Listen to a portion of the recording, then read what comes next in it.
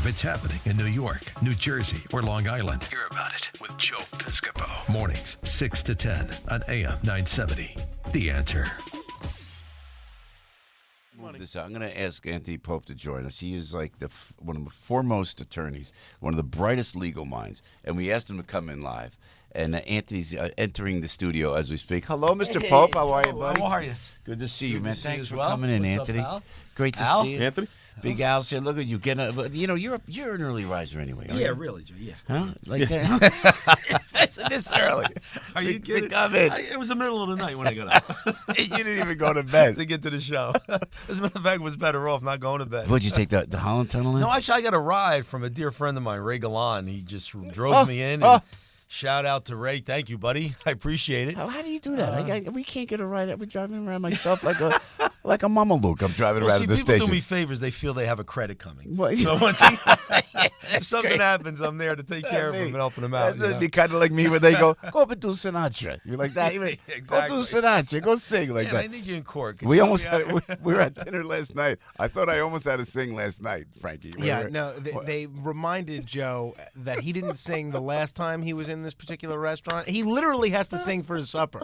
And they said, your voice wasn't feeling too good last time you were here. Hopefully today it's feeling a little better. I got a microphone for you. Oh, my God. That is funny. And I didn't. Look on Joe's face. It was. It was. That's great. I thought for told sure. you. RV, drive around Jersey. That's the show. Yeah, That's a Netflix show. Yeah. Telling I you. don't know.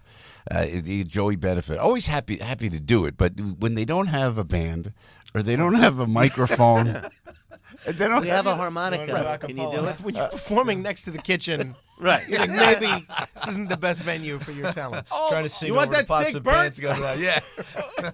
Joey Benefit, man. Happy to do it. Anthony, and we'll go to break in a second, but this federal judge blocking President Trump's executive order to cut funding to sanctuary cities. This is the Ninth Circuit Court of Appeals. So but we vote somebody in office. This is what kind of gets me upset. We vote somebody in office. He does what we want him to do. And we feel for everybody. We have no animus toward anybody. But sanctuary cities, it just could be a little dangerous. Now, a judge comes in and block it. It happens time and time again with this travel ban, by the way, by the same liberal court in San Francisco. Right. Now, like Frankie said, and correct us if I'm wrong, Mr. Pope, but I guess if it's an executive order, the judge has the right to do it. It's got to be a law that runs through Congress, and then a judge cannot block it. Is that correct? Well, yeah. I mean, you have three branches of government. I mean, so you can't have the president overstepping his executive power by, in fact, creating a law and saying that I'm going to take money away from a city, because it oversteps his power and it goes really into the legislative branch. Look, Congress should be dealing with immigration. Congress should be dealing with sanctuary cities and what funds should go to these cities if they're not abiding by federal law. I mean, that's what Congress's job is. And Trump has said that many times. When he's been criticized for doing certain things with, writing and just signing with his pen to do something, he said, well, why doesn't Congress do it? He said that with immigration.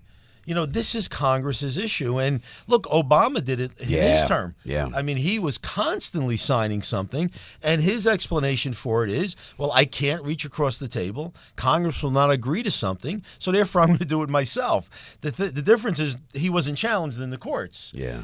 Trump is being challenged for every single thing he does. I mean, if the guy orders lunch, somebody wants to challenge what he ordered and why he did that and make an issue with it. So it's really unfortunate, but I mean, it seems to be getting worse. There is no commonality anymore. There is no sense of what the legislators' jobs are, what Congress's job, what the president's job is. Everybody's trying to overstep the other party because nothing's getting done. Yeah, true. So it's not right. That's for sure. And I believe the Ninth Circuit did have the right to do what they did.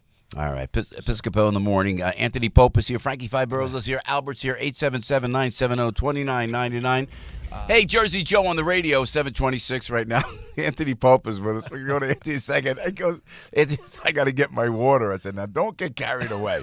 When you go see Anthony at his office, and Lord knows I'm there enough. I said, what, you want something to eat? You want some kind of, we're limited here. I see that. So is water okay? We do have a water's coffee. fine. I mean, I was going to ask for a Starbucks coffee, but Starbucks is next door. I'm scared to do that. Also, we got a great coffee. We got a coffee. You got to push it, huh? What do you think? You get up early to be on the Did show? you check out the buffet in the green room? I didn't do that. No, is it buffet, huh? No, there's not. But that's why we asked if you checked it out. Hey, do you want it? We have a great coffee machine there. Yeah, the makeup guy was good though when I came there. That was nice. I enjoyed that. Tip heavily. Tip heavily. Wipe your brow, he said. Everybody's on a shoestring. We've reinvented the phrase on a shoestring. How are you? Shoestring's too expensive. Yeah.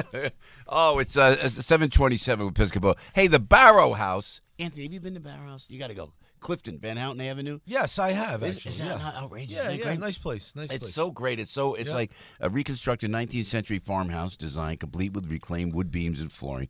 And once you're inside, you're gonna. It's got this Morris Canal inspired feel, very historic. The bar's open till 3 a.m. nightly, and everything tells a story. We love the Barrow House on Van Houten Avenue in Clifton, New Jersey. You go in, everything has something to do with something having to do with the history of the great state of New Jersey. We just love it. It's a great conversation point. The beers are great. They got 18 craft beers, for crying out loud. I had the roasted turkey, which was sensational, and they had, what's that thing called? The crudité. What do you call that, Albert? That they brought out for us, which was so good. Charcuterie. Yeah, I can't get this fancy. I understand. We'll work with you. It's all right. Crudité. It's like whatever it was. It had cheese. You thought it was a disco dance in the 70s. I understand. I get it. It was an old disco place. Oh, that's right. Years ago, It was Joey's. Right. It was Joey's. You're right. I get a little nervous when I walk in the place. No, it brings back memories from many years ago. I was in Joey's. That was a jumping joint back in the day. Yeah. Now it's called the Barrow House, and it is historic. It is so meticulously planned. The only way for you to really understand it is to get to Van Houten Avenue in Clifton, New Jersey. The food is great. The cocktails are great. The wines are great. They focus on small farm wineries. They go out of the way to bring everything local right to the Barrow House on Van Houten Avenue. You're going to love it. Just go to barrowhouse.com. Barrowhouse.com. Check it out, Van Houten Avenue in Clifton, New Jersey. And when you're in Nutley, do like Al Gattullo does. You got to drop by Cowan's Public Art, a speakeasy. Art Deco. Art Deco speakeasy. What is the actual name of the Cowan's? Cowan's Public. Cowan's Public. Yeah. That's the way we know it. Exactly. But for the sake of the copy, Cowan's Public Art Deco Speakeasy. If it's happening in New York, New Jersey, or Long Island, hear about it with Joe Piscopo. Mornings, 6 to 10 on AM 970. The Answer. Figured I'd bring you back to your disco years. Oh, disco. Anthony, you were never at the disco, were you? How much did you not like disco? Yeah, well. No, we weren't disco people, I'm right? going to take the fifth on that, Joe. Yeah. I'll take the fifth. Although I did a disco thing at Mohegan Sun, it was great. And you see all these great disco artists, they sound spectacular. Listen, I'm eclectic with my music taste. I mean, I love all music, so. No, well, what do you do? It's the old man Sinatra for you. Oh, well, listen, Frank's Frank. I mean, there's Frank and then there's everybody else. Yeah, so true. Yeah. Hey, I got to ask you about the harassment. We were talking off the air about now it's coming out with Charlie Rose, one of the most distinguished individuals and one of the most nicest guys I've met. I'm shocked at all of this. You see what's happening with Senator Frank, and you see what's happening with everybody, what's inappropriate, what's not. What worries you as an attorney when you see all this? Well, the proportionality of it and whether or not the punishment is fitting the crime. Because that's what you have to be concerned with. Look, acting inappropriately under some circumstances and harassing or levying some power or influence over someone or suggesting something, even though that's wrong, that should never exist. No one in power should intimidate somebody, intimidate a woman, or in an attempt to go out with somebody or be with someone. Those things are inappropriate, but that behavior is not criminal. When you start talking about some of the allegations where people are putting their hand up someone's dress or they're groping someone like Al Franken in a movie, in an actual picture where you see him apparently or allegedly touching someone's breast, that's criminal conduct. That's sexual contact. So that type of situation should be dealt with differently than someone who's simply an harasser, somebody who is not treating someone well if they're not going out with them, or if you ask somebody out for a drink and the woman says no and then the person retaliates some way. It's harassment and it's actionable. But it's actionable in a civil context, not necessarily in a criminal context. So I think what unfortunately is happening now is everyone's being put into the same pile. And I'm just concerned that it's not proportional and that we should have a system of justice where the punishment fits the crime. Yeah. And that's what I think is going to start getting a little clouded now because, listen, every single day, I mean, it seems like twice a day. I mean, this morning I'm on the way into the studio and I'm hearing about Charlie Rose. Yeah, amazing. You know, somebody I enjoyed watching his show, his interviews. Yep. You know, met him once at Nello's on Madison Avenue, you know, and a wonderful guy, smart guy, great guy. He's been out there in the world for a long time. But if the actions that are reported and being alleged against him are appropriate or are accurate, that's a problem. You can't tolerate that. Yeah. And you can't be in a position that he holds and have people look up to you and want to listen to you, accept your opinions, all that he does. How do you do that now? It's been so clouded and jaded by thinking that here's a man that was abusive or was inappropriate with women. Does it bother you that all these women can say anything at any time? Or not just the women. Like now there's also some males in Hollywood are saying there was a pedophile problem in Hollywood. Does it bother you that they could say anything about anybody anytime and then it gets out there in the paper? As a defense attorney, I mean... Joe, we have the best of an imperfect system in this country. And that's the reality of it. Anyone can accuse anyone of anything. Proving it is a different situation. The problem that we have today is that it seems to be so widespread. And the mere allegation has everybody running for cover. And you know what I believe, honestly? I believe that they're doing that because there's a lot of other people out there that are concerned. So, you know, you got to be careful of what position they take. That's why you're getting some people that are remaining silent. Some people are coming out aggressively with it.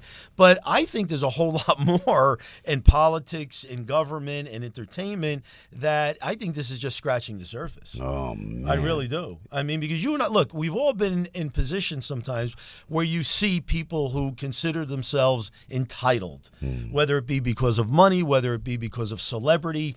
And when you let that go too far, that sense of entitlement could put you in a position where you have somebody like a Charlie Rose or an Al Franken or a Harvey Weinstein, you know, and it's completely inappropriate. So I'm not justifying it. Yeah. It's really just an explanation more than anything. Yeah. And I think it's more widespread than probably what has been reported so far. No, I got to ask you before, and thanks for coming in, Anthony. Oh, my pleasure, sure. You're a great friend, it's good to and be here. about Bob Menendez, United States Senator.